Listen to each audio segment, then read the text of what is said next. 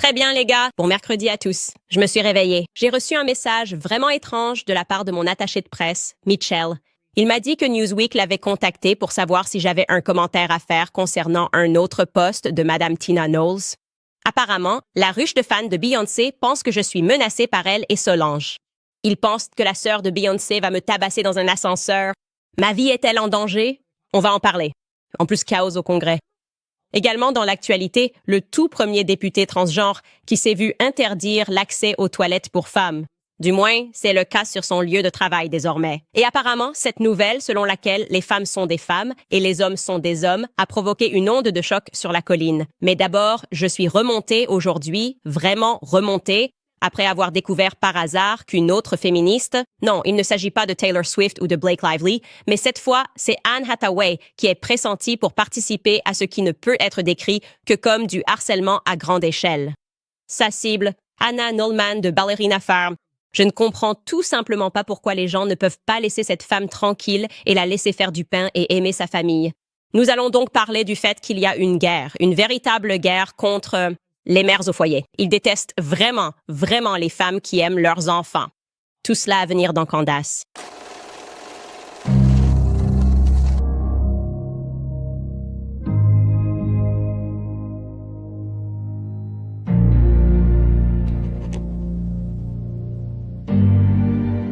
Très bien. Alors, par où devrions-nous commencer? Je suppose que nous devrions commencer par cette déclaration générale. Je déteste le féminisme moderne. Si vous êtes nouveau ici, je suis une anti-féministe très fière. Je le considère vraiment comme un cancer social qui se propage chez les femmes malheureuses. Elles deviennent tellement en colère et amères lorsqu'elles voient des femmes qui ne vivent pas selon leurs injonctions. Et quelles sont leurs injonctions? Eh bien, l'injonction féministe aujourd'hui, c'est que les femmes devraient être exactement comme les hommes. Nous devrions être comme hommes. Nous devrions lutter contre biologie. Ne vous inquiétez d'enfants. Nous devrions gravir les échelons de l'entreprise et nous épuiser à tout faire, ou choisir de ne pas avoir d'enfants du tout. Je dirais que si on devait vraiment résumer en une phrase, les féministes modernes pensent que nous devrions normaliser ce qui est anormal. N'est-ce pas? Normalisons le fait d'être anormal. C'est vraiment l'injonction claire. Bref, j'ai terminé de relire les corrections de mon livre et je tenais vraiment à inclure ce chapitre. J'écris un livre sur le féminisme moderne et à quel point je le déteste. Et je terminais tout ça en réalisant que cette dernière élection était en quelque sorte un test. Est-ce que les féministes modernes vont l'emporter? Parce que c'était vraiment l'ensemble du programme de Kamala Harris. Votez pour moi, sinon vous ne pourrez plus avorter vos enfants. Et comme c'est une femme, vous devriez donc l'apprécier et la soutenir. Il n'y avait rien d'autre, aucune substance, aucune intelligence. Et si elle avait gagné, cela aurait été une grande victoire, un grand succès pour le féminisme moderne. Ou bien, est-ce que les femmes traditionnelles allaient riposter? Et je pense que les femmes traditionnelles ont riposté. J'analysais tout cela. Plus tôt cette année, il y a eu un énorme scandale. Si vous n'êtes pas des États-Unis, vous en avez probablement quand même entendu parler. Elle s'appelle Anna Neilman. Elle a maintenant plus de 10 millions d'abonnés sur les réseaux sociaux. C'est la première fois qu'on voit une femme traditionnelle atteindre un tel statut social. Donc, vers les 8 millions d'abonnés plus tôt cette année, soudainement, les féministes modernes, ces personnes qui sirotent leur latte et écrivent des articles sur leur profondeur parce qu'elles ont compris qu'elles n'ont pas à vivre différemment et de façon non traditionnelle, des gens qui ne travaillent pas de leurs mains ont commencé à s'intéresser à elle et ont ressenti le besoin de problématiser son existence. On n'a pas le droit d'avoir quoi que ce soit si on est une femme au foyer traditionnel. On n'a pas le droit d'avoir une icône. On n'a pas le droit de célébrer qui que ce soit. Nous devons toutes devenir une sorte de non-femme. Vous voyez ce que je veux dire? On n'a pas le droit d'être des femmes, d'être l'opposé des femmes.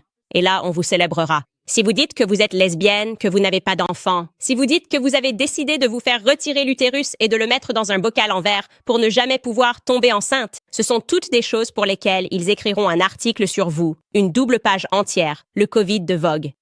Incroyable, non? Incroyable. Elle a accepté de ne pas avoir d'enfant. C'est d'ailleurs en partie pour cela que Taylor Swift est autant aimée, parce qu'elle est vraiment emblématique de ce mouvement féministe moderne. Sortir avec des gens, passer d'une relation à l'autre, ne pas s'être posée ni mariée, mais chanter des chansons qui, à grande échelle, harcèlent vraiment. Les hommes qu'elle a fréquentés, qui ne peuvent pas s'exprimer face à son fandom psychotique, qui les attaque tous et considèrent toujours que les hommes sont le problème. Les 34 d'entre eux, genre, ils se disent juste qu'il n'y a aucune chance que Taylor ait fait quoi que ce soit de mal. Elle est parfaite. À chaque fois qu'une de ces relations ne fonctionne pas, c'est évidemment la faute du mec. Il n'y a aucun schéma ici. Circuler, il n'y a rien à voir. Bref, donc je faisais des recherches en essayant de comprendre, genre, je me demandais juste quelle était la source de tout ça, quel était le point de départ de ce besoin soudain de détester Hannah Needleman. Je veux dire, littéralement, son Instagram, c'était juste elle en train de faire du pain. Elle a 8 enfants, elle est mormone. C'est très clair, elle aime sa famille. À chaque publication, elle prépare une soupe à la citrouille. Je veux dire, tu regardes littéralement et tu te dis « Ah, c'est juste tellement agréable, c'est tellement idyllique, c'est tellement sain. » Tu sais, on vit dans une génération où on doit juste voir des fesses et des seins tout le temps. À chaque million d'abonnés ou de followers que Kim Kardashian obtient, on a droit à une photo nue de face complète et un merci pour tout, du porno soft. Donc, c'était plutôt agréable d'avoir soudainement un grand changement par rapport à ça et de voir une femme qui ne publie que sur son mari, qui est éleveur de porcs et qui traite des vaches chaque matin. Et en plus, elle fait des mouvements de ballet, d'où le nom Ballerina Farm. Elle a obtenu son diplôme à la prestigieuse école Juilliard à Manhattan et elle était danseuse de ballet. Puis elle et son mari ont décidé qu'ils voulaient se lancer dans l'agriculture. Donc elle porte ses bottes toutes boueuses et elle fait des mouvements de ballet dans sa cuisine qui est toujours un peu en désordre, mais un désordre parfait. Un désordre vraiment beau, avec des enfants partout, un bébé sur la hanche. C'est juste agréable de faire une pause avec tous ses seins et ses fesses. Je peux dire ça? C'est juste agréable de faire une pause. Je me suis dit, c'est tellement rafraîchissant, je n'ai pas à regarder des seins. Mais bien sûr, comme je l'ai dit, la féministe moderne a dit que cela ne pouvait pas être acceptable. Je me demandais, d'où cela vient-il? Et tout commence avec une jeune femme nommée Carolyn Burke qui, sur TikTok, à la fin de 2023, est devenue obsédée par ça. Et quand je dis obsédée, elle a publié une série en 36 parties discutant des femmes traditionnelles, discutant de Ballerina Farm et discutant de l'essor et de tout ce qui n'allait pas dans la culture traditionnelle. Je vais donc vous montrer un extrait d'elle disant que sa célébrité ne peut être attribuée qu'au fait que les femmes perdent leurs droits en Amérique. Prenez une liste. Avis de service public, à tous. Pause. J'ai été citée dans de nombreuses choses au cours des dernières semaines, ce qui a été un tournant vraiment amusant dans ma vie. Mais dans l'un des articles de Substack dans lesquels j'ai été citée, j'ai lu que Ballerina Farm comptait 1 million d'abonnés en 2022 et avait gagné 7,5 millions d'abonnés depuis. Ce qui signifie que lorsque j'ai dit, un peu en passant, que je pensais que cela était directement lié à l'affaire Roe v. Wade, j'avais en fait complètement et absolument raison. Vous ne pouvez pas me dire que c'est un hasard que, durant les 2 années où nous avons perdu plus de droits reproductifs qu'au cours des décennies précédentes, toutes ces tradwives aient gagné une telle popularité en ligne. Aussi, désolé pour le bidid. Je suis juste vraiment enthousiaste et j'ai hâte. Sérieusement, ça ne te sidère pas? Que vous pensiez que culture et médias sont la même chose, que la culture influence les médias, que les médias influencent la culture, que les médias influencent la politique, ou que la politique influence les médias, il faut reconnaître qu'ils sont en danse constante les uns avec les autres. Et nous voyons ces comptes gagner des millions d'abonnés à un moment où les femmes n'ont pas accès au contrôle de leur propre corps. Pourquoi pensons-nous que nous suivons cette femme qui a choisi avec bonheur de procréer autant que possible, qui est dans la trentaine et a déjà 8, 9, je n'arrive même plus à compter, autant d'enfants, et qui les a avec joie et dispose du soutien nécessaire pour que ce soit possible, pour que cela paraisse agréable? Je pense que c'est parce que même les plus progressistes d'entre nous ont tellement peur de ce qui se passe en ce moment que, inconsciemment, nous sommes désespérés de voir un signe qu'il est possible de vivre dans ce monde et d'y trouver malgré tout de la joie. La plupart des femmes de mon âge que je connais sont terrifiées à l'idée d'avoir des enfants parce qu'elles ne veulent pas avoir à supporter l'immense fardeau financier. Nous sommes terrifiés à l'idée de faire des fausses couches. Nous sommes terrifiés à l'idée de devoir payer pour la garde d'enfants. Et nous vivons aussi une période où, statistiquement, les hommes vont commencer à être promus à un rythme bien plus élevé qu'auparavant. Ce n'est pas un hasard si tout cela se produit en même temps que Ballerina Farm gagne autant d'abonnés. Quand tu me demandes pourquoi ça m'importe, c'est pour ça. C'est pour ça que ça m'importe. C'est pour ça que c'est important. Tout est lié et tout indique assez clairement que les femmes ne vont pas bien. Je comprends cette logique, les gars. Ça a du sens pour vous? C'est comme si tout s'assemblait. Donc, la seule raison pour laquelle elle a 10 millions d'abonnés, les gars, c'est parce que Roe v. Wade a été annulé. Et ça ne veut pas dire que le droit à l'avortement a disparu. Ça veut dire qu'ils n'ont jamais été constitutionnels. Ce n'était pas juste que 9 hommes décident d'essayer de faire croire que c'était constitutionnel. Ça a été renvoyé aux États, donc il n'y a pas moins d'avortements ni moins d'accès à l'avortement. Mais mettons ça de côté, parce qu'on n'a pas besoin de comprendre les bases de l'éducation civique. Entrons simplement dans son état d'esprit. Ce qu'elle dit, c'est que si vous regardez cette femme faire du pain et que vous appréciez ce contenu, c'est parce qu'au fond de vous, vous êtes inquiet et anxieux pour l'avenir et vous avez tellement peur que vous vous demandez « Est-ce que je vais devoir vivre comme ça ?» Donc, si vous la suivez, c'est en réalité à cause d'une peur profonde que vous avez, celle de devoir maintenant apprécier et aimer les enfants et la famille. Ah, le féminisme moderne. J'adore, vraiment. Et ça va encore plus loin. Elle va vraiment en profondeur dans cette série en 36 parties. Elle se rend même compte que les Tradwives, c'est exactement comme la chute de Rome. Écoutez un peu. Vous n'allez pas en croire vos oreilles. La similarité est franchement époustouflante. Je viens d'apprendre qu'aujourd'hui, c'est le 51e anniversaire de Roe v. Wade. Et voici les messages que je reçois aujourd'hui de la part des fans de Valerina Farm. Je te mets au défi de me dire qu'il n'y a aucun lien entre la montée des Tradwives et la chute de Rome. Je relève le défi. Il n'y a aucun lien entre la montée des Tradwives et la chute de Rome. De quoi est-ce qu'on parle, au juste? Mais c'est incroyable parce qu'ils sont tellement complexes et qu'il n'y a tout simplement rien derrière. Il n'y a rien du tout. La chute de Rome pourrait en fait être attribuée à l'exact opposé. Quand la société s'est éloignée de la tradition et que tout le monde est devenu gay, je ne comprends tout simplement pas comment tu arrives à relier Ballerina Farm à la chute de Rome. Mais qui s'en soucie? Peu importe, elle passe un bon moment. Et d'ailleurs, c'est chaque aspect de la vie à Ballerina Farm qui complique vraiment les choses pour elle et qui la contrarie. On peut même voir qu'elle est très sarcastique quand elle parle des femmes qui sont simplement chrétiennes, des femmes qui se tournent vers la Bible. Tu sais, elle a compris que malheureusement, ces femmes-là n'ont tout simplement jamais lu de livre auparavant. C'est pour ça qu'elles sont tellement épatées et qu'elles aiment autant leur Bible. Écoutez un peu. Il y a une tendance que j'ai remarquée en ligne et que je trouve plutôt amusante à observer.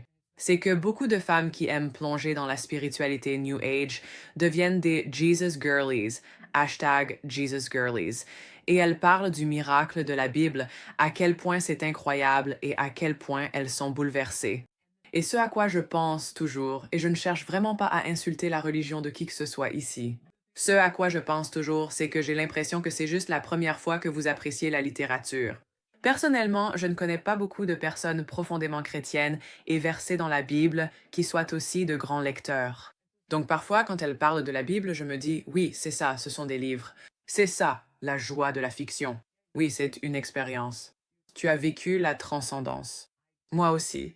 Et j'ai lu Alfour de Miranda July. C'est ça, la beauté de la littérature. Et en fait, tu peux vraiment vivre cette expérience transcendantale et empathique simplement en lisant des œuvres de fiction écrites par des personnes qui ne te ressemblent pas. Et le meilleur, c'est que la fiction ne te dit généralement pas que les femmes doivent être soumises ou que tu as le droit de tuer ceux qui ne partagent pas tes croyances. Bref, si tu es chrétien et que tu aimes la Bible, aucun jugement. J'ai été élevé dans la foi catholique. Je connais très bien la Bible. Mais je pense simplement qu'il y a beaucoup de gens qui, tu vois, sont très malheureux et qui se tournent vers la Bible. Et si ces personnes avaient lu Steinbeck, elles auraient probablement pu vivre une expérience similaire.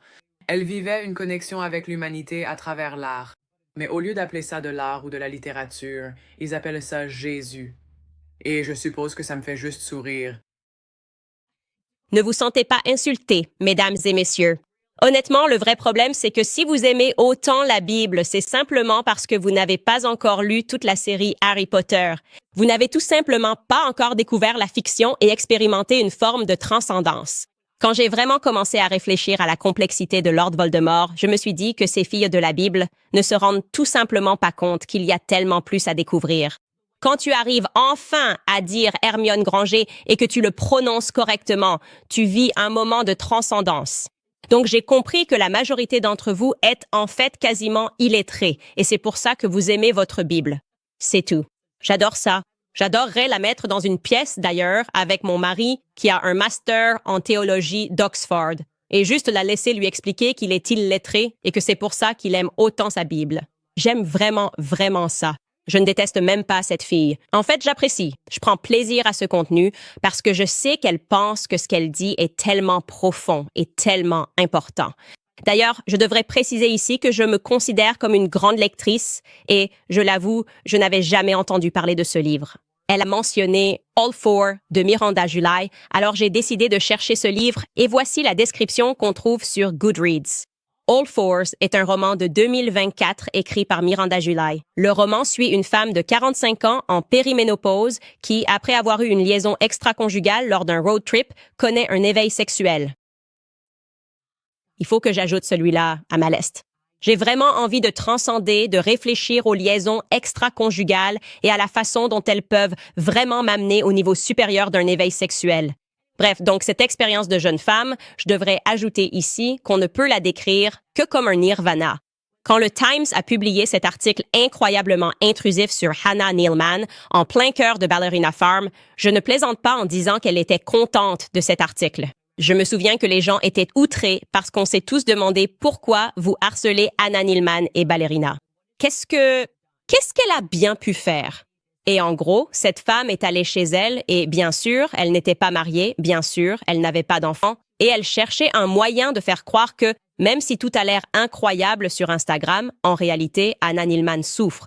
Et comme je l'ai dit, Caroline Burke avait vraiment l'air d'apprécier cela. Voici ce qu'elle avait à dire à propos de cet article.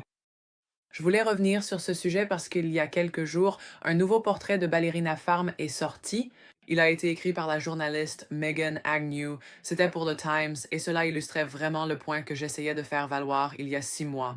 L'idée étant que quelqu'un peut être le visage d'une marque, il ou elle peut la représenter. Mais cela ne veut pas dire qu'il ou elle travaille seul, ni qu'il ou elle prend toutes les décisions en solo. Ce portrait a dissipé l'idée que Ballerina Farm est une simple entreprise familiale menée de main de maître. Les gens disent qu'ils n'ont pas d'aide, affirme la journaliste, mais ils ont bien une femme de ménage qui vient chaque semaine. Ils ont une enseignante à plein temps pour l'école à la maison qui s'occupe des enfants et leur enseigne un programme chrétien mormon. Et ils ont des employés agricoles à plein temps, sans parler d'un directeur artistique pour leur site web. Et puis il y a la question de savoir qui prend les décisions pour cette marque Ballerina Farm. Je ne vais même pas répondre à cette question. Je vais simplement vous lire une série de citations tirées de cet article que vous devriez lire en entier et ensuite nous aurons une meilleure idée de qui prend les décisions en ce qui concerne la construction de la marque Ballerina Farm et les idéaux et modes de vie qu'ils prétendent promouvoir. Citation numéro 1. Daniel voulait vivre dans les grands espaces sauvages de l'Ouest, alors ils l'ont fait. Ils voulaient faire de l'agriculture, alors ils en font. Ils aiment les soirées en amoureux une fois par semaine, alors ils y vont. Ils ont une babysitter ces soirs-là. Ils ne voulaient pas de nourrice à la maison, donc il n'y en a pas. Ouais. Donc, essentiellement, cette femme, comme je l'ai dit, n'était pas mariée et n'avait pas d'enfant, est allée dans la maison, a vu un mariage fonctionnel, a vu 2 personnes qui terminaient des phrases l'une de l'autre et a fait comme si elle vivait la vie d'une servante écarlate, ce qui a conduit Hannah N. et Ballerina Farm à publier sur le site de Ballerina Farm qu'en gros, elle s'est sentie... Elle a juste été choquée par l'article. Elle était choquée que la journaliste fasse cela, qu'elle vienne ici intentionnellement, complote contre elle et écrive des choses horribles sur son mari qu'elle aime beaucoup et qui, je suppose, n'était pas familier avec le féminisme moderne et ce que ces personnes recherchent vraiment, c'est-à-dire créer un tas de femmes fondamentalement malheureuses parce qu'elles essaient d'être comme des hommes. Et donc, elle devait faire semblant que cette dynamique n'était pas saine. Quoi qu'il en soit, c'est là que nous arrivons à la partie amusante. OK, donc malgré la célébration de cette victoire majeure, féministe. Ouais, nous pensons que Hannah Neilman est en fait piégée comme réponse dans une tour et forcée contre sa volonté d'avoir des enfants avec quelqu'un qu'elle décrit comme l'amour de sa vie, malgré le fait qu'elles aient construit une vie qu'elles apprécient toutes les deux, malgré le fait qu'elle ait grandi comme ça. Ils étaient tous les deux l'un des 9 enfants. Ils sont tous les 2 mormons. Elle a grandi en travaillant. Hannah Neilman ne vient pas d'une famille aisée. Ses parents tenaient un magasin de fleurs là où elle vient, dans l'Utah. Ils avaient simplement un magasin de fleurs. Et donc, elle avait l'habitude de devoir travailler avec ses frères et sœurs. Elle ne recevait aucune attention particulière d'aucune sorte et elle est tombée amoureuse du ballet. Et ses parents ont vraiment dû se creuser la tête pour trouver comment ils allèrent pouvoir payer Juilliard, car cela dépassait leur budget. Ils laissent tout cela de côté, n'est-ce pas? Ils laissent complètement de côté le fait que, vous savez, cette femme a grandi dans un environnement où elle a toujours connu une grande famille. Donc, il est naturel d'aspirer à ce que l'on a connu. Elle connaissait l'amour d'une grande famille, mais eux, encore une fois, voulaient faire croire que cette aspiration était mauvaise et rétrograde. Et cet article est sorti et les gens s'y sont opposés, à juste titre parce qu'il était fondé sur l'intimidation, mais cela n'a pas suffi. D'accord. Caroline a alors commencé à travailler sur un roman, une œuvre de fiction intitulée Yesteryear, selon Deadline.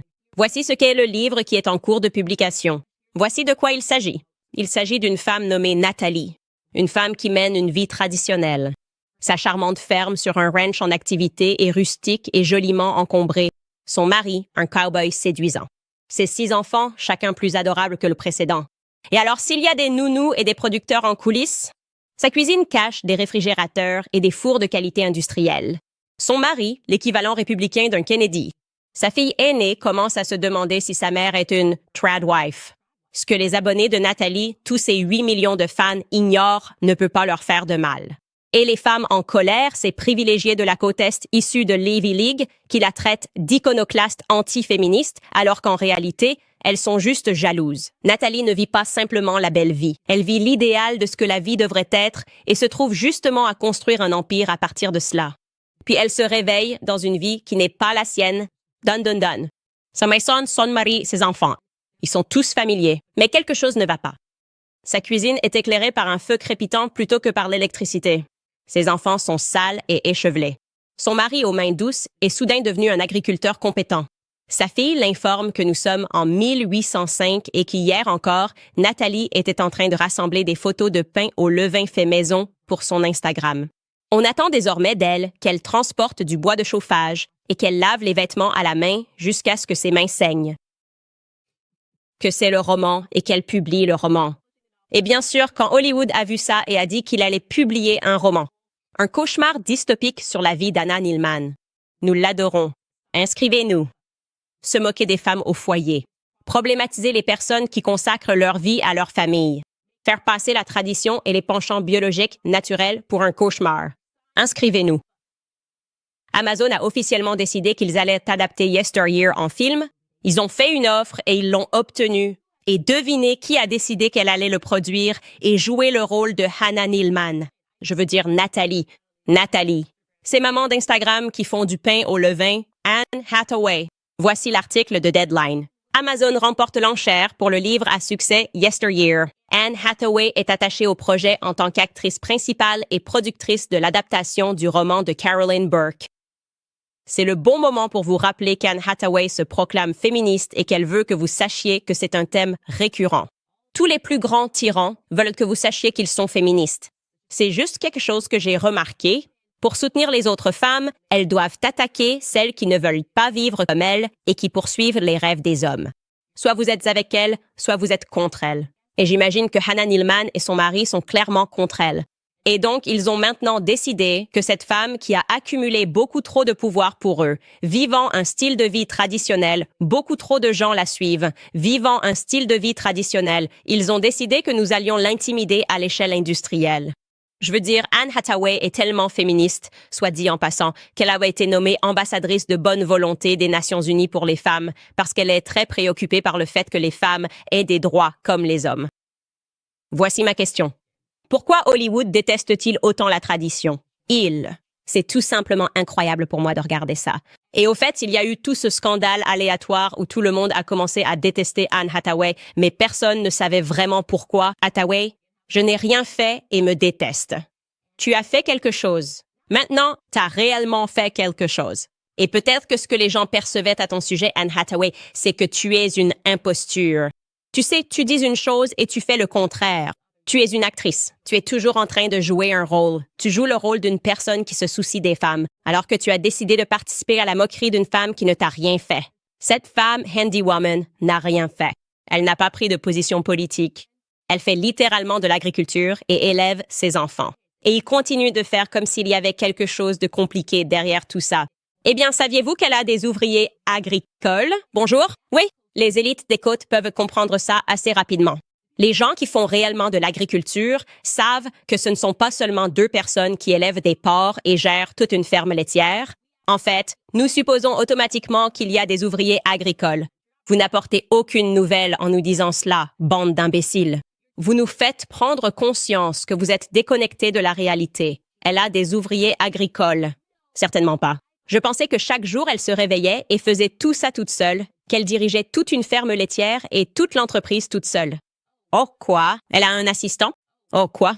Elle fait l'école à la maison à ses enfants. Une personne à temps plein qui fait l'école à la maison. Oh, je suppose que ça veut dire que je suis censée la détester ou quelque chose comme ça. Et ce qui me rend fou, c'est que ce sont justement les gens du mouvement « L'amour, c'est l'amour ». Au fait, l'amour, c'est l'amour. L'amour, c'est l'amour. Tout le monde devrait aimer qui il veut, sauf s'ils aiment quelqu'un de façon traditionnelle. Sauf si c'est une femme qui aime un homme, n'est-ce pas?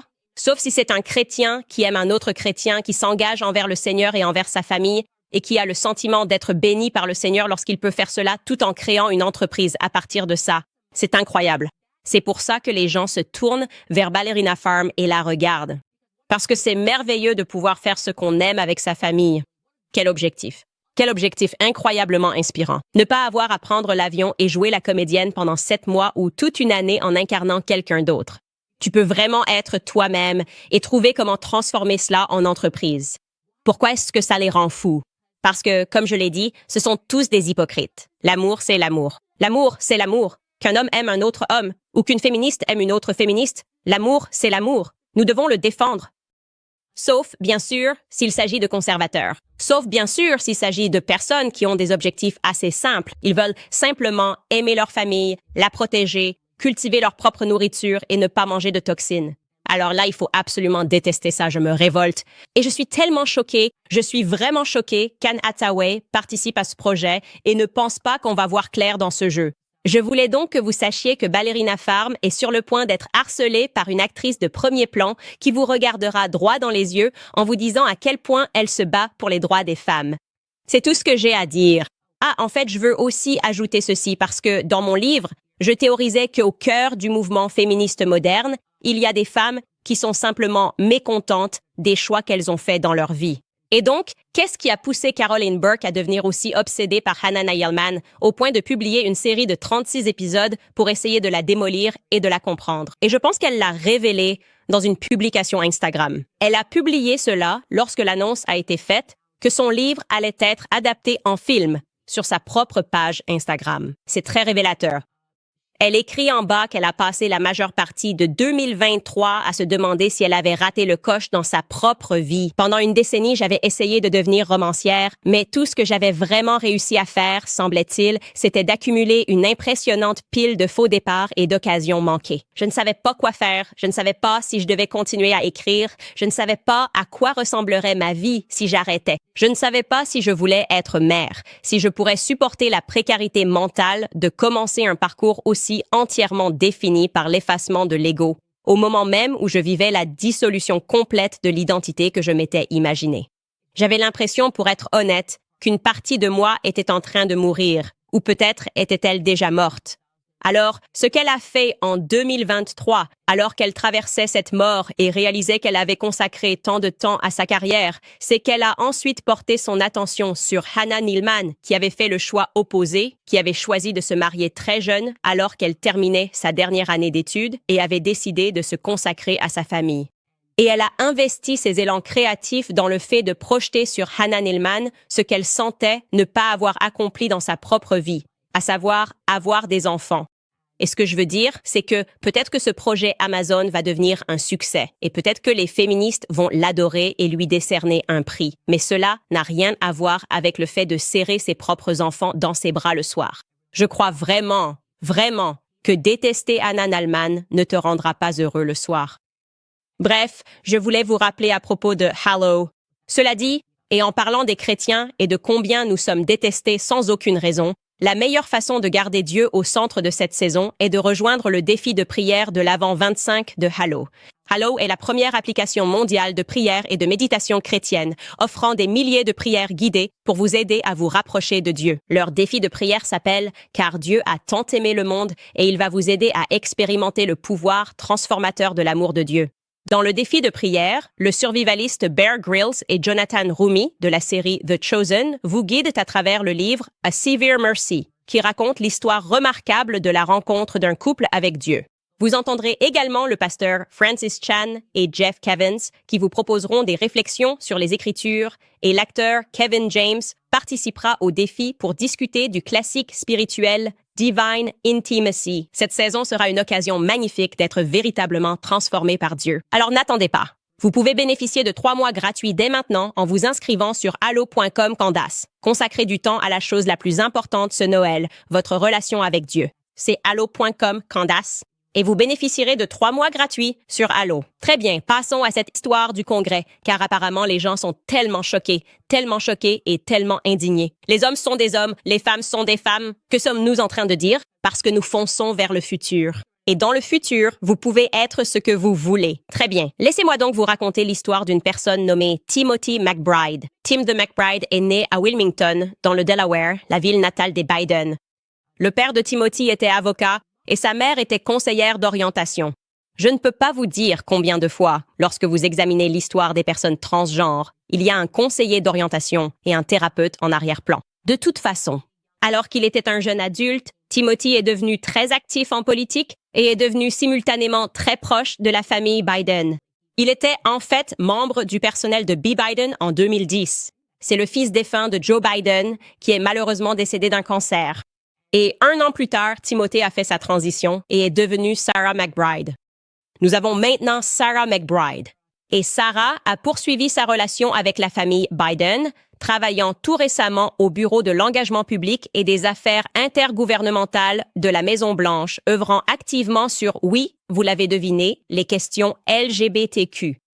Récemment, Sarah s'est présentée et a remporté avec succès un siège à la Chambre des représentants des États-Unis, ce qui a fait de Sarah la première personne transgenre au Capitole. Évidemment, cela a provoqué une certaine réaction. Une réaction, notamment parce que les femmes au Capitole ont soudainement dû commencer à réfléchir à cette question d'une manière qu'elles n'avaient jamais envisagée auparavant. C'est-à-dire, attendez une seconde, dois-je partager les toilettes publiques avec Sarah? Parce que je ne suis pas à l'aise avec ça. En particulier, Nancy Mace de Caroline du Sud a commencé à faire tout un scandale, insistant pour que le Congrès fasse un réel effort afin de s'assurer que les hommes biologiques ne soient pas autorisés à entrer dans les toilettes pour femmes. Et donc, elle a tenu parole. Elle a rédigé un projet de loi qui interdirait aux hommes biologiques d'entrer dans les toilettes pour femmes au Capitole. Sarah McBride n'était pas favorable à cela. Voici ce que Sarah McBride a tweeté à propos de cette initiative.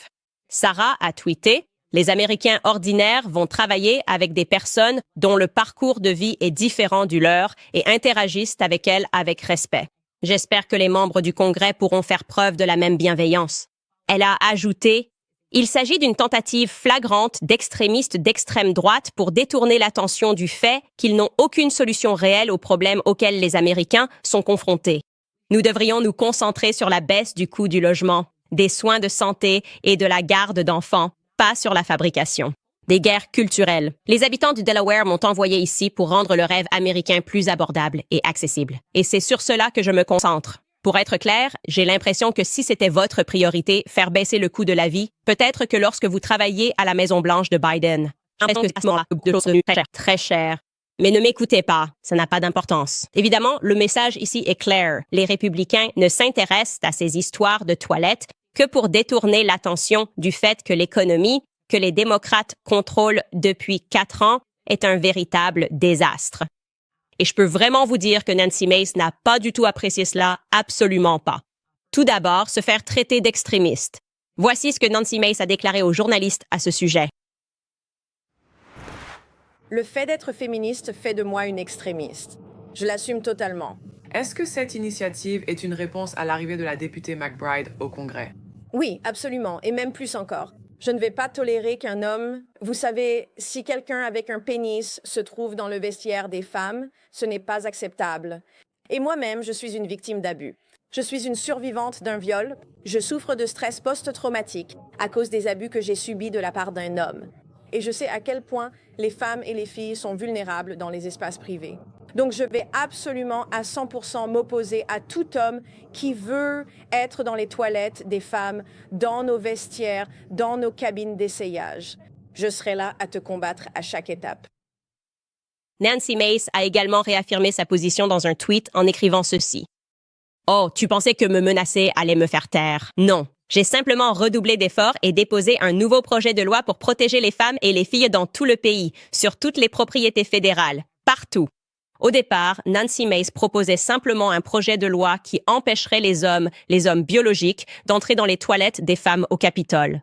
Maintenant, Nancy Mace dit que cela devrait s'appliquer partout sur les propriétés fédérales, n'importe où aux États-Unis. Et c'est exactement le projet de loi que Nancy Mace a présenté. Et ce projet de loi est désormais soutenu par le président de la Chambre, Mike Johnson. Voici ce qu'il avait à dire à ce sujet. Je veux simplement faire une déclaration devant vous tous ici et être très clair. On m'a posé une question ce matin lors de la réunion des dirigeants et j'ai rejeté la prémisse parce que la réponse est tellement évidente. Pour tous ceux qui ne connaissent pas ma position bien établie sur ce sujet, permettez-moi d'être parfaitement clair. Un homme est un homme, une femme est une femme, et un homme ne peut pas devenir une femme. Cela dit, je crois aussi que c'est ce qu'enseigne l'Écriture, ce que je viens de dire. Mais je crois aussi que nous devons traiter tout le monde avec dignité, et donc nous pouvons faire et croire toutes ces choses en même temps. Et je voulais que ce soit clair pour tout le monde, parce qu'il y a beaucoup de questions, mais c'est là que je me situe. J'ai toujours défendu cette position toute ma vie, et ce sont des faits. C'est vraiment stupéfiant si l'on prend un instant pour réfléchir au fait qu'en 2024, cela soit un sujet, qu'un responsable politique doive réellement prendre la parole et dire « Laissez-moi être très clair. Un homme est un homme, une femme est une femme. Que s'est-il passé? Ce sont juste des gens. Je sais que beaucoup de personnes qui regardent ceci ne sont pas américaines. Partout dans le pays, je veux dire, des gens du monde entier regardent cette émission. Et j'imagine juste que les gens en Afrique en particulier se disent simplement « Mais enfin, mais vous avez ce type qui dit « Pourquoi êtes-vous gay? Vous êtes gay. » Et nous, on a des gens qui disent « Eh bien, laissez-moi vous expliquer quelque chose. » Comme si on devait expliquer quelque chose d'aussi basique. Ce n'était absolument pas un sujet quand j'ai grandi. C'est un problème tellement récent et pourtant c'est soudainement devenu un sujet persistant. Et cela montre vraiment le pouvoir de la culture. Quand les gens commencent simplement à faire semblant d'être outrés par quelque chose qui n'a absolument aucun sens. Et puis, au final, on a des politiciens qui commencent à prendre ce sujet au sérieux et il n'y a pas de meilleur groupe de personnes à observer. Quand on parle d'influencer la culture dans la mauvaise direction que les femmes de The View. Voici ce qu'elles avaient à dire à propos des républicains qui affirment que les hommes sont des hommes et les femmes sont des femmes. Écoutez bien. La cruauté est le but. La cruauté est le but. Quand il s'agit du pays de l'évasion et du Parti républicain, le parti de Trump, c'est ce qu'il est aujourd'hui. C'est une liste et c'est méprisable. N'ayez pas peur de vos frères et sœurs trans. N'ayez pas peur, tout comme vous voulez que nous apprenions à vous connaître en tant que personne. Prenez quelqu'un tel qu'il est, découvrez qui il est et voyez si vous l'appréciez. Ne jugez pas quelqu'un à cause de son apparence. Je ne vais pas te parler. Ne t'inquiète pas pour les drag queens. Elles ne s'inquiètent pas pour toi. Voilà, ce sont des choses qui ne nous préoccupent pas ici. N'ayez pas peur. N'ayez pas peur, c'est ce que dit Whoopi Goldberg. Eh bien, ça n'a pas bien vieilli, car Nancy May a commencé à recevoir des menaces de mort et je vais vous montrer un extrait d'une personne transgenre dont elle ne devrait effectivement pas avoir peur, mais qui la menace plus ou moins de la tuer. Écoutez. Cette vidéo est envoyée à Congresswoman et Nancy Mace. Madame la députée Nancy Mace, j'espère qu'un jour, je vous trouverai dans les toilettes de cette femme et que j'attraperai vos cheveux élimés et que je traînerai votre visage jusqu'au sol pendant que je les frapperai à plusieurs reprises jusqu'à ce que le sang soit partout et que vous soyez mort. Merci. J'espère que Nancy May recevra bien ce message. Bisous. Bisous. Message reçu. J'espère vraiment que le projet de loi sera adopté après cela. Franchement, on ne pourrait pas inventer ça. Bref, vous me le rappelez très vite, les gars. Cet épisode est sponsorisé par Nimi Skincare, ma marque de soins de la peau préférée. Nimi est reconnue comme la marque de soins de la peau américaine. Elle formule et fabrique ses produits aux États-Unis, soutenant des causes pro-américaines. Nimi Skincare propose des soins de luxe abordables en livrant directement, éliminant les intermédiaires. En supprimant le détaillant, Nimi offre l'essentiel pour une routine efficace. Nettoyer, illuminer, protéger et lutter contre les signes du vieillissement. J'apprécie Nimi car c'est une entreprise chrétienne fidèle à ses valeurs de foi, famille et liberté. Donc, si vous vous inscrivez dès maintenant sur nameyskincare.com pour un abonnement, vous économiserez 15% sur votre routine et 5% supplémentaires en utilisant le code Candace lors du paiement. De plus, vous recevrez un cadeau gratuit à chaque 3e commande. Et si vous ne savez pas par où commencer, faites leur quiz de soins de la peau pour trouver la routine parfaite adaptée à votre type de peau. C'est nameyskincare.com, code promo Candace, aujourd'hui. Bon, appel téléphonique bizarre que j'ai reçu ce matin. Je te disais que c'était Newsweek. Ils ont contacté ma personne chargée des relations publiques et voulaient en savoir si j'avais un commentaire à faire sur le post de Tina Knowles, et j'étais là. De quoi parle-t-on même? Donc, Tina Knowles a publié ceci sur sa page Instagram après notre histoire. Et par notre histoire, j'entends le fait qu'elle m'ait prise pour cible sans aucune raison à propos d'un grand reportage, un reportage mondial selon lequel Beyoncé aurait accepté 10 millions de dollars pour son discours de 3 minutes en soutien à Kamala. Je n'ai pas été la première à en parler. J'étais à peu près la 4e à en faire un reportage et, pour une raison quelconque, elle m'a prise pour cible et je lui ai répondu. Bref, elle a publié une photo d'elle avec Solange et la légende sur Instagram dit « Il y a quelques semaines, j'ai eu le plaisir de passer du temps avec la petite Solange au lac Magala. On s'est vraiment amusé. » Mon amie vient de m'envoyer cette photo, toutes les deux en Gucci, et c'est effectivement elle et Solange qui portent ce qui semble être du Gucci. Et je ne sais pas si c'est comme des signes de gang ou quelque chose du genre, mais les gens dans les commentaires, pour une raison quelconque, et même Newsweek, ont pensé que c'était un message subliminal à mon égard. Je vais vous montrer quelques-uns des commentaires ici. Est-ce un avertissement pour Candace Owens? Arid écrit « Je suis Cody ». Granny Tex dit « Magnifique, ignoble Owens, elle est jalouse ». Et puis Lindsay a dit « Oh, elle va aussi gifler Candace dans l'ascenseur ». Encore une fois, je ne sais pas si je ne lis tout simplement pas entre les lignes, parce que quand j'ai vu ça, j'ai pensé que c'était juste une photo de sa fille. Une photo de sa fille, d'elle et de Solange, et elle porte du Gucci au gala Lacmail ou peu importe. Donc, je ne sais pas quel message subliminal j'ai raté. Peut-être que la Beehive reçoit des textos et qu'ils parlent un code différent. Mais je ne leur ai pas donné de réponse dans Newsweek parce que je me disais que je ne savais même plus de quoi on parlait. Au cas où tu te demanderais pourquoi les gens disent ça et que tu aurais raté l'un des événements les plus emblématiques de la vie publique de Beyoncé. Ils font référence à l'altercation dans l'ascenseur. Au cas où tu aurais oublié, en 2014, lors du Met Gala, l'after party a eu lieu au Boom Boom Room au sommet du Standard Hotel à New York. Et Solange, la sœur de Beyoncé, ainsi que Jay-Z, Beyoncé et leur garde du corps, quittaient cette after party et sont montés dans l'ascenseur. C'est un trajet très court de tout en haut, du Boom Boom Room au sommet du Standard Hotel jusqu'en bas pour saluer les paparazzis. Et pendant ce trajet, Solange commence tout simplement à passer à tabac Jay-Z. Je vais vous montrer ici. La voilà. Ils sont entrés dans l'ascenseur et Solange prend simplement son sac à main, commence à frapper Jay-Z, le frappe à la tête une fois, donne un coup de pied, un autre coup, une autre poussée. Le garde du corps la retient. Je crois qu'elle a craché là, puis il avance et elle le frappe à coups de pied. Il attrape son pied et elle y va vraiment fort. C'est un vrai combat de catch WWE dans l'ascenseur. Elle ne s'en est pas rendue compte et aucun d'eux non plus. Je crois qu'elle crache encore. Elle a craché une 3e fois sans savoir qu'il y avait des caméras. Oh, aïe! Ouais, non. Elle l'a refait avant qu'ils ne sortent de l'ascenseur. Je suis allée au Boom Boom Room. Je te l'ai dit, je faisais la fête à l'époque au début de la vingtaine.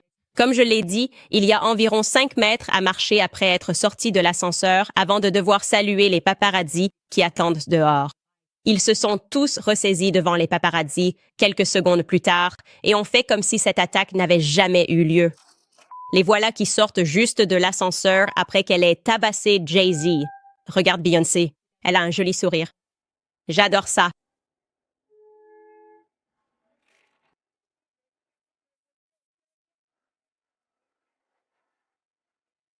Juste des sourires. Les paparazzis restent toujours classe. Comme elle n'est pas intervenue quand sa sœur le frappait. Bref, le point. Le but de tout ça, c'est que c'est la référence quand ils disent à qu'ils pensent qu'elle va venir me chercher, qu'elle va venir me frapper. Et je n'ai tout simplement pas compris ça dans ce post. Et je veux aussi dire ceci. Apparemment, toute la dispute était à propos du fait que Jay-Z avait trompé Beyoncé. Il y avait des rumeurs selon lesquelles il l'aurait trompée avec Rachel Roy. Rachel Roy était à cette soirée du Met Gala. C'était tout un grand feuilleton. Et quoi que Jay-Z ait fait, il est clair que Solange n'a pas aimé et que la sœur a décidé de le frapper, peu importe. Mais le point, c'est que je pense que le Beehive interprète trop les choses. Je pense que Tina Knowles a juste posté quelque chose comme ça. Et personnellement, je pense que Solange et moi, on s'entendrait bien. Vous savez, un pêcheur reconnaît toujours un autre pêcheur. Elle sait. Enfin, je veux dire, je respecte ce qu'elle a fait là. S'il a trompé ta sœur et qu'ensuite il draguait la personne avec qui il l'aurait trompé, tu lui as mis une petite raclée en 30 secondes. Je respecte ça. Je sens que Solange et moi, on serait amis, non? Parce que si je me fais frapper dans l'ascenseur, je rends les coups. Je rends les coups. Pas moi. Je ne suis pas fait pour cette vie. Je ne vais pas juste encaisser. Donc Solandra et moi, cool, on est dans la même équipe. C'est gang. Tout va bien entre nous. Il n'y a pas de conflit ici. Il n'y a vraiment aucun conflit ici. Même si j'ai raté un peu de message libéral. Donc la Beehive, calmez-vous les gars. Solange et moi, c'est gang. Les gars, American Financing, car la Fed a baissé les taux d'intérêt. Appelez mes amis chez American Financing, c'est le moment idéal pour consolider vos dettes et réduire vos dépenses mensuelles. Beaucoup d'entre nous ont dû utiliser des cartes de crédit à cause des prix ridicules des courses, de l'électricité et même de la garde d'enfants. Avec des taux de carte de crédit aussi élevés, cette dette peut devenir coûteuse. Mais avec la baisse des taux hypothécaires, c'est le moment d'effacer cette dette. American Financing aide les propriétaires comme vous à économiser en moyenne $800 par mois. Ils finalisent certains dossiers en seulement 10 jours. Commencez aujourd'hui, vous pourriez retarder 2 paiements hypothécaires. Il n'y a aucun frais initiaux pour savoir combien vous pouvez économiser. Appelez American Financing dès aujourd'hui au 807 95 12 10. Encore une fois, c'est le 807 95 12 10 ou visitez americanfinancing.net. Owens, d'accord. Liam Payne, c'était le chanteur de One Direction. Il est décédé récemment. Je voulais faire une petite mise à jour sur l'histoire avant tout. Car aujourd'hui a lieu ses funérailles à Amersham, en Angleterre, avec sa famille, et les membres du groupe One Direction seront présents. Les funérailles sont privées, mais de nombreux fans se rassemblent déjà à l'extérieur, je vous le rappelle. Il n'avait que 31 ans, et il est décédé après être tombé d'un balcon dans un hôtel en Argentine. Il était là-bas pour rendre visite ou aller voir l'un de ses anciens camarades de One Direction, ses collègues du groupe, se produire. Après l'autopsie, nous savions que cela allait être lié à la drogue. Il avait fait plusieurs séjours en cure de désintoxication tout au long de sa jeune vie. Et il s'est avéré que oui, il avait consommé de la cocaïne, du crack, de la kétamine, de l'ecstasy et une forme de crystal meth. Tout cela a été retrouvé dans son organisme au moment de sa mort. Mais j'ai vraiment été frappée d'apprendre que 3 personnes ont maintenant été inculpées dans le cadre de sa mort. Alors, il y a une personne nommée Brian Pizzi-Pais, un ancien serveur d'un des restaurants de l'hôtel, qui a été identifié par les autorités argentines comme étant d'une certaine manière impliqué dans le décès. Il affirme qu'il a rencontré Liam Payne au restaurant où il travaillait. Ils ont échangé leurs coordonnées. Je vous rappelle, c'est un serveur modeste. Il a allégué que Payne dînait alors avec sa petite amie, Kate Cassidy. Elle est en quelque sorte partie juste avant sa mort, ainsi que 2 autres personnes. Il dit que Payne l'a emmené dans la chambre d'hôtel, lui a fait écouter certaines des musiques qu'il s'apprêtait à sortir. Ils ont bu quelques shots de whisky et Payne lui a demandé le contact d'un dealer de drogue. Et puis il a affirmé qu'à ce moment-là, Pan, qui utilisait un faux compte Instagram, est resté en contact avec lui pendant plusieurs jours uniquement via la messagerie Instagram, acceptant de se revoir une seconde fois le 13 octobre. Ils ont passé la nuit ensemble, ils ont pris de la drogue, il s'est passé quelque chose d'intime et il a dit qu'il prenait à nouveau de la cocaïne, fumait de l'herbe, disant que Pan. Puis il a demandé à traîner avec lui une 3e fois et s'est présenté chez lui, mais il l'a repoussé parce qu'il devait travailler. Donc en gros, les autorités l'ont arrêté. Ils ont également arrêté un autre gars qui est un ami de Payne. Roger North a accusé ce gars de l'avoir abandonné après avoir omis d'informer qui que ce soit de la rechute de Pan dans la drogue. Et je veux juste dire que je ne suis pas d'accord avec ça. Je ne suis tout simplement pas d'accord avec ça. L'idée de soudainement partir à la chasse aux sorcières contre les personnes qui gravitent dans le cercle ou l'entourage immédiat de quelqu'un après sa mort liée à la drogue me semble particulièrement injuste. Et je pense que cela enlève la responsabilité à l'individu qui est décédé. C'est une mort tragique.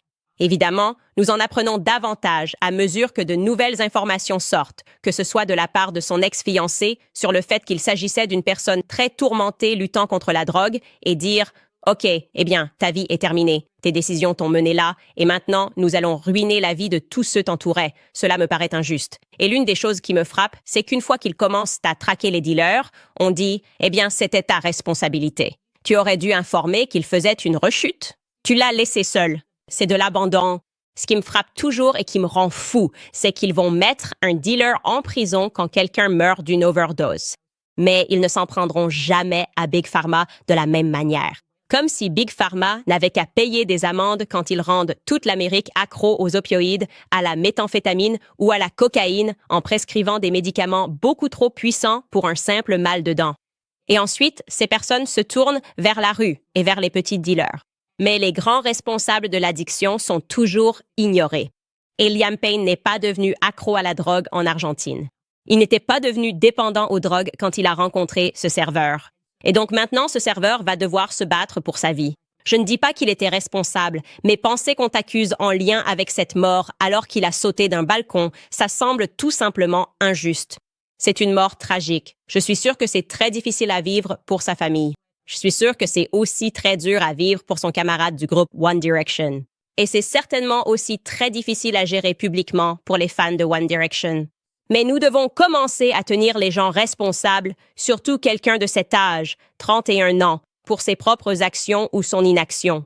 Donc je n'aime pas voir tout le monde chercher à problématiser tout le monde, sauf la personne qui vivait réellement la vie qu'elle voulait mener. Et je dis cela en tant que personne qui a eu des problèmes de drogue dans sa famille. Si vous n'avez jamais eu quelqu'un dans votre famille qui est dépendant à la drogue, c'est un démon que vous ne pouvez même pas expliquer. Quand je dis qu'il devrait remettre cette émission d'ANU sur l'addiction, je crois que c'était son nom ou quelque chose comme ça. Quand ils se montrent vraiment, lors des interventions, qu'ils iraient jusqu'à vendre leurs propres enfants pour une dose. C'est une réalité. Quand les gens tombent dans la drogue, c'est un démon. Ils sont possédés par un démon. Et jusqu'où ils sont prêts à aller pour la prochaine dose est absolument incroyable. Et certaines personnes y perdent la vie. Mais on ne va pas ensuite dire que c'est la faute de tout le monde, sauf de cette personne. C'est mon point de vue personnel et j'y projette peut-être mes propres expériences avec des personnes qui ont été dépendantes, mais c'est ce que je crois. Bref, les amis, passons à vos commentaires. Voyons ce que vous pensez de tout ça. Qu'est-ce que vous avez pour moi aujourd'hui? D'accord, les commentaires. La première personne demande « Pourquoi Beyoncé n'a-t-elle pas nié avoir pris les 10 millions elle-même? Pourquoi la campagne de Kamala n'a-t-elle pas non plus nié quand la rumeur est sortie de la campagne de Kamala? Encore une fois, nous n'allons pas le savoir. De nouvelles informations sortent. Nous avons appris, via les déclarations à la FEC, qu'Al Sharpton avait pris de l'argent. Il a fait une interview complaisante. Il semble que beaucoup de personnes qui soutenaient Kamala Harris étaient peut-être payées. Pourquoi Megan Thee Stallion ne s'est-elle pas exprimée? Ils ont dit qu'elle avait reçu 5 millions de dollars. Eh bien, si nous pouvons confirmer que Megan Thee Stallion a été payée 5 millions, alors ça va sembler un peu suspect si Beyoncé ne confirme toujours pas ou ne dément pas. Et tout ce que nous avons, c'est sa mère qui s'énerve sur Instagram en prétendant que c'est une fake news parce que cela n'a pas encore été confirmé. Sarah écrit « Candace, as-tu réalisé que ce qu'on appelle la Beehive, ce sont des bots payés? Non, mais j'ai récemment réalisé qu'il y avait des bots payés sur Instagram. Je ne savais pas que ça pouvait exister sur Instagram jusqu'à ce que j'ai une explosion de bots à propos d'un tout autre sujet. Et puis j'ai compris qu'ils étaient tous connectés parce que tu reçois genre 3000 commentaires en 1 minute et ils disent tous à peu près la même chose avec de légères variations. Je serais surprise de découvrir qu'il s'agit de bots payés et que cela fait partie de la machine marketing de beaucoup de ces célébrités. Myriam écrit « Candace serait une excellente journaliste sportive. » Moi en train de parler de la bagarre dans l'ascenseur. Oui, c'était un sport. La bagarre dans l'ascenseur était un sport. C'était une période intéressante. C'était un moment, les masques sont tombés. Mais je pense que Solange a géré. Je crois que les gens ont apprécié Solange à ce moment-là. Que feriez-vous pour votre sœur si son mari la trompait puis l'humiliait devant quelqu'un avec qui il aurait prétendument eu une liaison? Monsieur Jipam écrit « En tant qu'ex-personne transgenre, je prie pour que Sarah McBride se repente et accepte bientôt Jésus-Christ comme son sauveur et Seigneur. » Écoutez, il se passe tellement de choses dans le monde en ce moment et il faut vraiment prier pour les gens et prier pour qu'ils réalisent que beaucoup de choses qu'ils croient naturelles et qui leur arrivent naturellement leur sont en réalité suggérées socialement. Et je reviens à cet extrait que vous n'avez peut-être pas vu où Bill Maher parcourt la carte du transgenrisme et explique en quoi les choses n'ont pas de sens. Pourquoi y a-t-il autant de personnes transgenres en Californie mais pas dans le Tennessee? Qu'est-ce que cela implique? Qu'est-ce que cela implique concernant la culture et l'impact social qui s'exerce en classe? Pourquoi les gens sont-ils si woke à Los Angeles et pas autant dans d'autres endroits, comme dans l'Oklahoma très républicain? Les gens ne se rendent donc pas compte qu'une grande partie de tout cela relève de la psychologie. Et ce qui rend la chose encore plus effrayante, c'est qu'on nous interdit d'en parler. On nous interdit tout simplement d'en discuter. Par exemple, je ne peux pas trop en dire sur ce sujet sur YouTube parce qu'ils ont des politiques qui protègent certains récits. La personne suivante écrit « Mettons Big Pharma en faillite ». Christ est roi, dit-on. Et j'espère vraiment que nous verrons ce genre de changement si RFK Jr. est de nommé secrétaire du HHS. Je pense vraiment qu'il est sincère, il a consacré sa vie à cela et il va faire une grande différence. Et ils vont tout faire pour l'empêcher d'être confirmé pour cette raison même, parce qu'il y a beaucoup d'argent en jeu. La personne suivante écrit « Rendez Zelensky acteur à nouveau ». Écoutez, on n'a même pas parlé de Zelensky, mais toujours. Oui, il est toujours acteur en fait. Si vous y réfléchissez, il est tout simplement complètement contrôlé par l'Occident. 102.3 BWRS, bien joué, Candace. Beau spectacle. Vivo Christ Rey et Ave Maria. Et juste pour vous rappeler, avant de nous déconnecter, que nous avons toujours nos offres groupées du Black Friday disponibles. Si vous allez sur clubcandice.com, vous pouvez obtenir de bonnes affaires. Nous avons 4 packs différents. Le pack Stand This Get a Helmet, le pack Stand Is for God and Country, le pack Stand Christ is King et enfin le pack Stand This Blackout, où vous pouvez obtenir un exemplaire de mon livre dédicacé et signé. Et je les dédicace vraiment moi-même. Je ne les tamponne pas. Ce ne sont pas des signatures électroniques ou numériques. C'est simplement moi qui signe chaque exemplaire. Donc, aucun exemplaire n'est identique à un autre. Et bien sûr, si vous souhaitez soutenir notre émission et notre indépendance, vous pouvez aller sur locals.com. Cela nous permet de rester indépendants. Merci beaucoup à vous tous. On se retrouve demain